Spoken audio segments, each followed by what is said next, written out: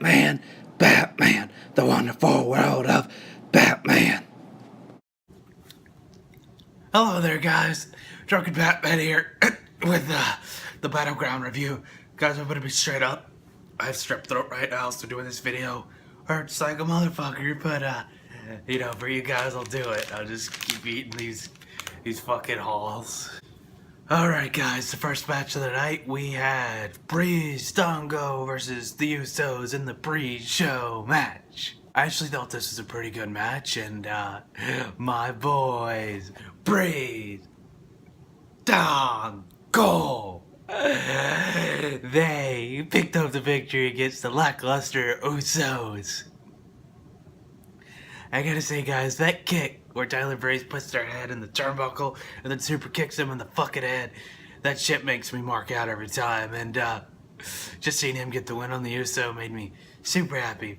I'd probably give this match about a 6 because, you know, it's given a fair amount of time. It wasn't a classic or anything, but it was a pretty good little opener. Next up, we had the beginning of the show, and they kicked it off with the classic bathroom break. I'm kidding, guys. I love women's wrestling. That was a bad joke. But if you did, I'll get to something later that was kind of funny that I noticed. But yeah, guys, out first comes Charlotte. Woo! And her partner, Dana Brooke. And then you had the boss, Sasha Banks, come out. And then for a few seconds, you had the crowd going, Bailey, Bailey, Bailey, Bailey. So they kind of spoiled it. So Bailey comes out to a big ovation, which I was happy to see her. But can I tell you guys something that's kind of funny? The way it got spoiled is you could see the little things on the stage for her little boos to pop out. So that kind of gave it away as well. What can I say about the match? It wasn't bad. It was not a bad match. It was kind of like the Usos and Tyler Breeze. It did what it needed to do. It wasn't a classic. It wasn't long. It wasn't short. But it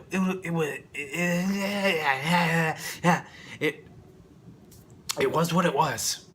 But I gotta say, seeing Bailey hug Sasha at the end kind of gave me a little bit of a boner / chubby. Just for that, I'll give this match about a 6, the same as the pre-show. Next we had, it's a new day, yes it is. Don't you dare be sour. Clap while you do the chance and feel the power.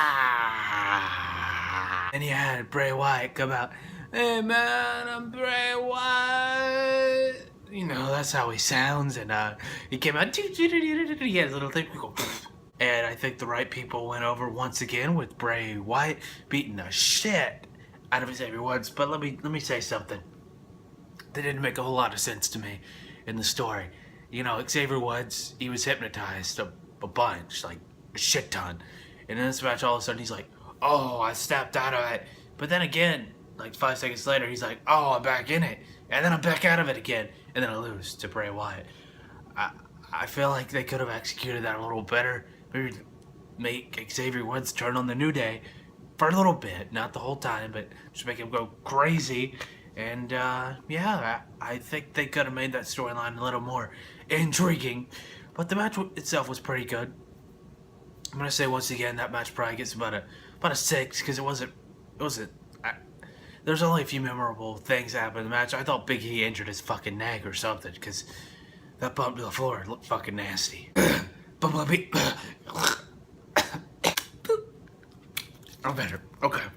So the next thing that happened was there was it was a match between Rusev and Zack fucking Ryder. This match was pretty good. It was better than an average Raw match with Zack Ryder. I didn't really expect him to win this match because, you know, Rusev's looking like a big, dominant briefcake. This match was pretty good. Rusev pretty much dominated Zack Ryder as I thought he would and beat him with the accolade.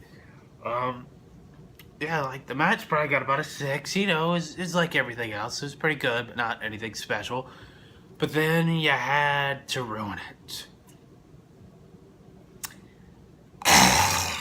You brought out fucking Mojo, fucking goddamn son of a bitch, and fucking goddamn fruitcake basket, fucking fruit Cake, Mojo Rally. I fucking hate Mojo Rally more than I hate Roman Reigns. Yeah, just see Mojo Rally out there. Made me literally want to take my strep throat that I have right now, rip it out of my fucking jugular, and just throw it on the goddamn floor. Now, because of Mojo Rally, I give that match about a 4. Next up, we had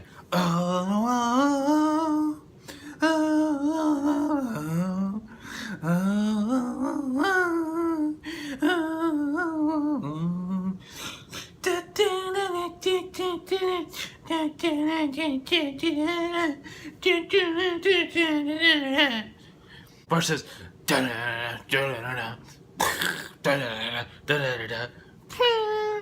yeah, so we had this classic match. There's nothing bad I could say about this match. We had some really fucking good spots in this match. That brainbuster onto the apron had me shitting bricks, man. Sammy looked fucked up. And then he had that one botch where he, he does that move where he goes, bing, bing, and then he flips. But no, he went, bing, bing, on his shoulder. And I thought, holy shit, he probably just re-injured that fucking shoulder. But he didn't, which was a good thing, because I don't want him to get hurt again. I love my little Sami Zayn fucker. And what I liked is I actually felt like they told a story in this match. Because near the end you had Kevin Owens and him going, slap, slap, slap, slap, slap, slap. And then at the end, Sammy hits that hello kick, and then he hugs him, and he's like, no, I will not hesitate. Puts him back up, hello kick. 1, 2, 3, Sammy kick goes over. Made me pretty happy because, Kevin Owens went over last time, but honestly, I could see this feud continuing again and culminating at SummerSlam just because that's how WWE is. And they ended up on the same show. So yeah, overall, guys, this is probably the match of the night.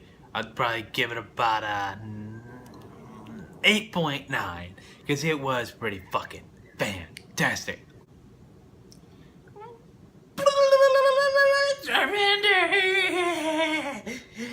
I'm sorry, we're reviewing Battleground. Let's get back to that. Next we had Becky Lynch versus Natalya.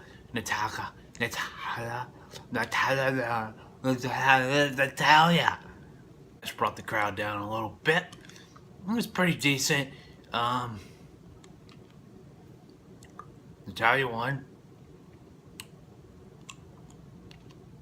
Give this match about a 5.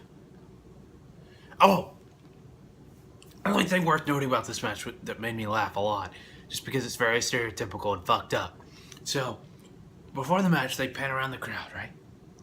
You see at least half the people getting up to go take a shit or get some fucking popcorn. I'm like, wow, people really still think that way about women's wrestling. Next up, you had, let's make young great again versus Dummies.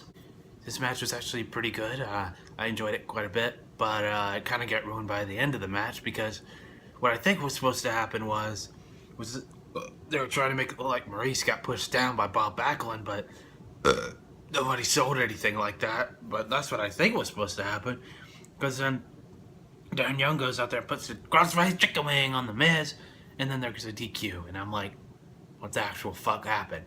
But I think that's what was supposed to happen. But it ruined the match, honestly, just because we didn't know what the fuck happened. Overall, this match probably gets about a 6 as well. That's kind of the theme of this show.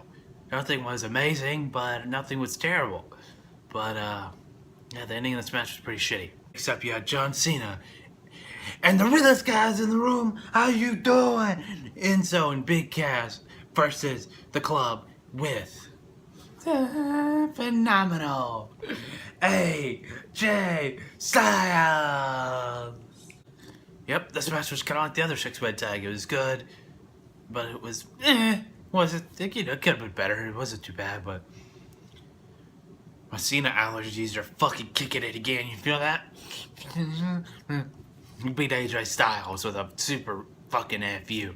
And the thing about it was, to me it seemed like AJ and Cena didn't get that much offense on each other, so it kind of sucked when AJ got beat already. I figured that they'd make Cena go over the club instead, but I mean, we gotta have that rubber match between Styles and John Cena at SummerSlam, and I'm looking forward to it.